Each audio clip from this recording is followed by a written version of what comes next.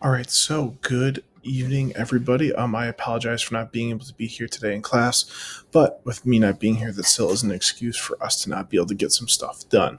So everything that you're going to be doing today is going to really be work that's going to help us go over everything on Thursday.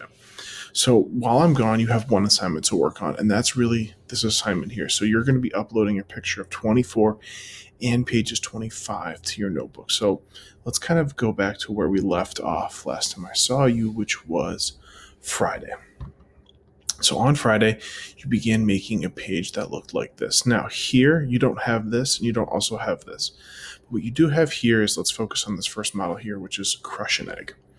Now, right here, all I have right now is a drawing of an egg.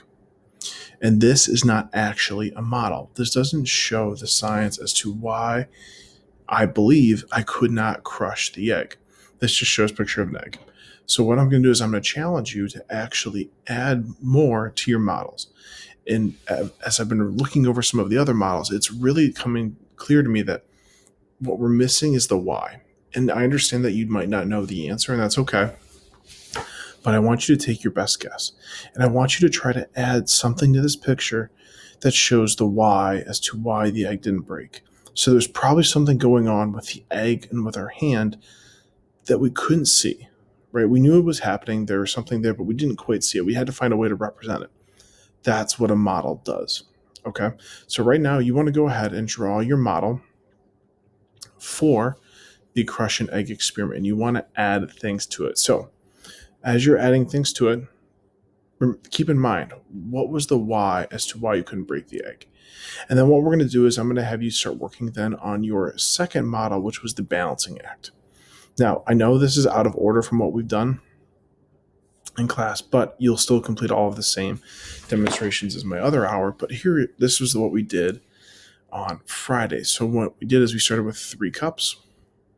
Oh, my bad. So go ahead, pause the video while you work on your model. Just pause the video, and you can always come back and start it again.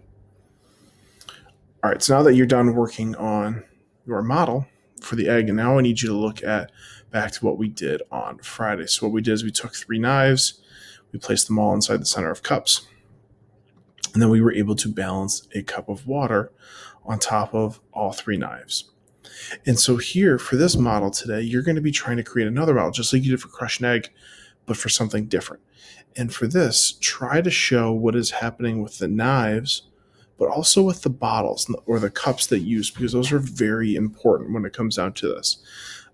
As to what was happening, maybe that our eyes couldn't see, or how you want to represent things. So if you want to represent like the mass of something or the forces or how things were interacting with each other, that's what a model is for.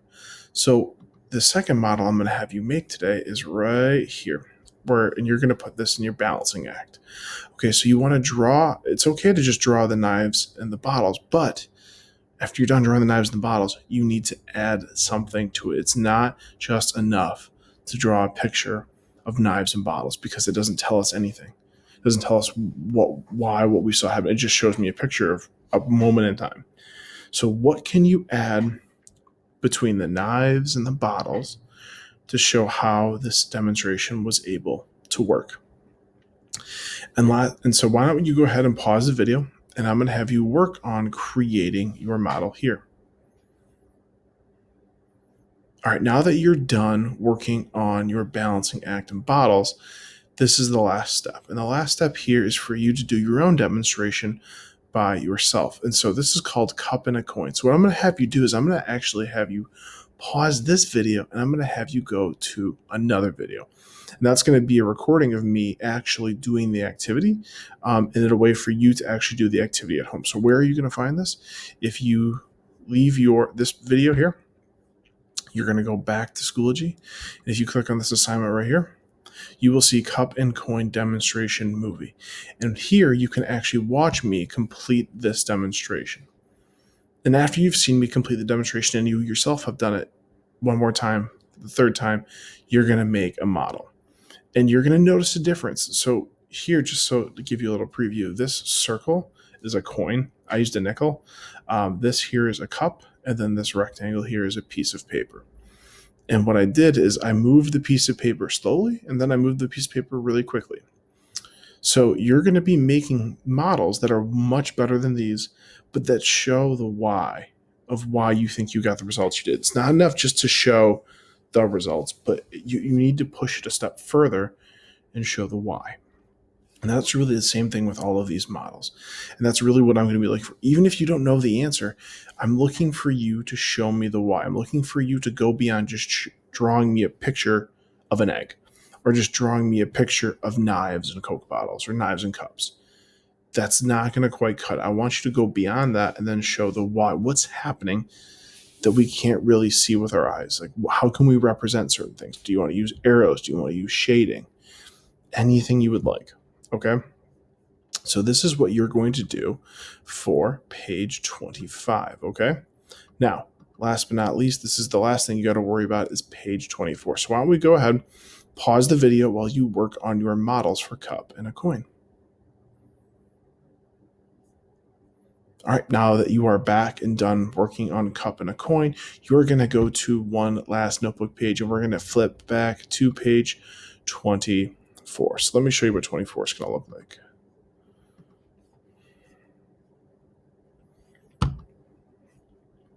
So on page 24, this is probably something to what you have.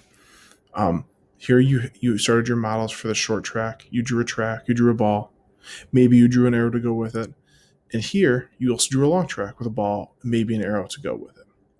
Now, I am telling you right off the bat, these are not models. Okay, this is just a picture of a ball on a track, and I can tell it's going to the right. Same thing here, ball on a track going to the right.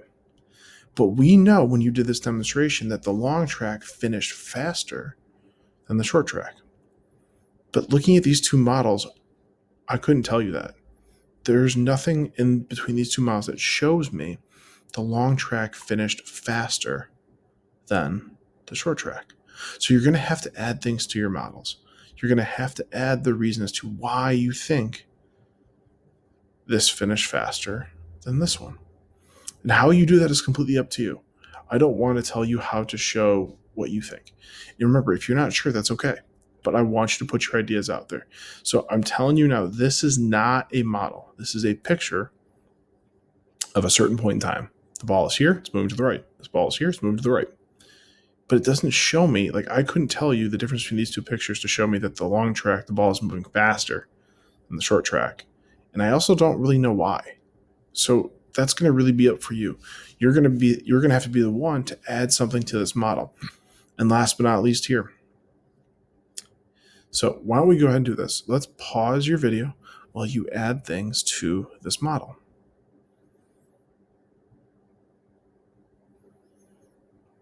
Okay. Once you are done adding things to your long versus short track, you're going to go down to the Galileo track. And this will be the last model that you are doing. Now, here, the Galileo track, we dropped the ball on the left side. It rolled all the way down. It rolled all the way up here, over here to the top. And then we did the exact same thing. We dropped the ball on the right, it rolled all the way down here to the left. But the ball never went off. Didn't matter what side I dropped from, didn't matter what type of ball I used, didn't even matter if it was a short Galileo track or a long Galileo track. The ball never went off the track. So in this model here, this model is not complete. It shows a ball going to the right and a ball going to the left. But it doesn't show me the science as to why you believe the ball didn't have enough speed to go off the end. It doesn't show me what other forces could be happening. It doesn't show me what other things could be affecting the ball to not make it go off from one side or the other. That's your job. So your job is to try to add things to this so that you can show what is affecting the ball. Didn't matter if I dropped the ball from the left. Didn't matter if I dropped it from the right. I got the exact same results every single time. So your model needs to show the why. So right now, go ahead and pause the video while you work on completing the model here.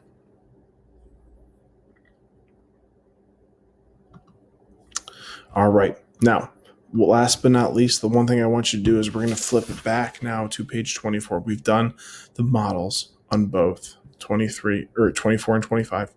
So now what I'm going to do is I'm going to have you flip back. And I want you just to I need you to reflect a little bit, okay? Not a ton, But I do need you to reflect just a little bit so that way we can talk when I see you next on Thursday. And so you're going to go back to this page here where it says crush an egg. Okay. And I want you to see these highlighted questions. These are the only questions I want you to write or I want you to answer in this space here. So you have your model of why the egg was not able to break. So why do you think it was so difficult to break the egg? Yes, there's a typo here. This word should say so, not do. I apologize. So why do you think it was so difficult to break the egg? And you're going to record your answer right here. And then again over here, how do you think the shape of the egg, of the shell, played a role in your ability to not break the egg?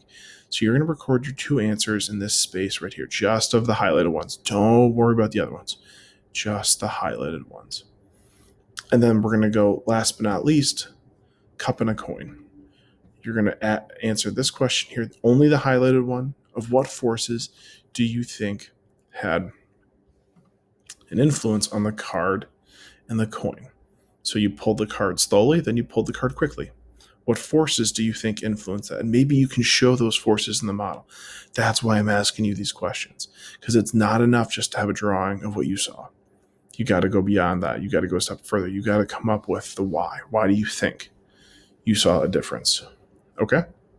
So just to recap, what are you submitting to me? Number one, all of these models here, 3 models that show why. So when I look at them, I'm not looking for you just to draw me a picture of an egg or draw me a picture of a cup sitting on top of a card. I'm not looking for you to draw me an egg with an explanation as to how it worked. No.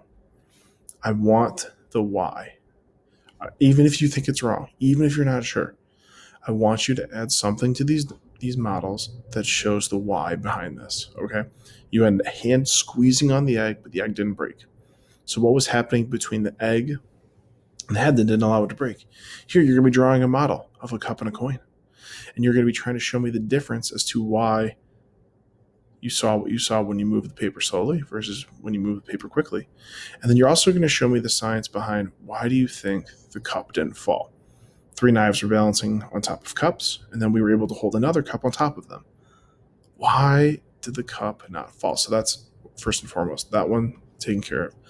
And then one more time, you are also submitting to me a picture of your other notebook page, which in this case, I just deleted. So remember, you're going to be taking a picture also of 24. So that was with the Galileo track and the long versus short track. So you are submitting to me two pictures. If you could do me a favor and submit it as a note with 2 pictures attached to the note, that would be greatly appreciated. And remember, if you're looking to see how the cup and the coin demonstration is conducted, here's the video. So these assignments are going to be due at the end of the hour. So you're going to have to complete them when you normally would have during the school day. So thanks for watching, and I will see you all on Thursday.